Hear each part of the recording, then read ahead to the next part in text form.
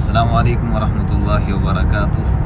आज अल्हम्दुलिल्लाह हम सफ़र पर जा रहे हैं और इस वक्त हमारा सफ़र है सहारनपुर का। सहारनपुर हम लोग जा रहे हैं और मैंने सोचा एक सफ़र की दुआ आप लोगों को सिखा देता हूँ, बता देता हूँ। सफ़र में जब निकलते हैं तो इस दुआ को ज़रूर पढ़ना चाहिए और दुआ ये है सुब्हानल्लज़ी सख्खर लना हाज़ा व मा कुन्ना लहू मुक़रिनीन। दुआ पढ़कर निकलोगे या अच्छी सी कोई दुआ पढ़ोगे तो भाई हादसात से बच जाओगे, परेशानियों से बच जाओगे। तो ये तो दुआ हुई। और कुछ लोगों को एक प्रॉब्लम होती है, जब वो ट्रैवल करते हैं, सफ़र करते हैं तो उनको वॉमिटिंग होती है, उल्टी सी का मन करता है, कै आती है। तो अपने साथ पुदीना रखना चाहिए, थोड़ा सा पुदीना। इससे क्या होगा, जब भी आपका मन ऐसा होने लगे तो फ़ौरन पुदीना मुँह में रखे, उससे बहुत ज़्यादा हेल्प होती है, सुकून मिलता है। मेरे साथ है ये माशाल्लाह हमारे स्टूडेंट रहे मोहम्मद फैसल और भाई हमारे साथ हैं।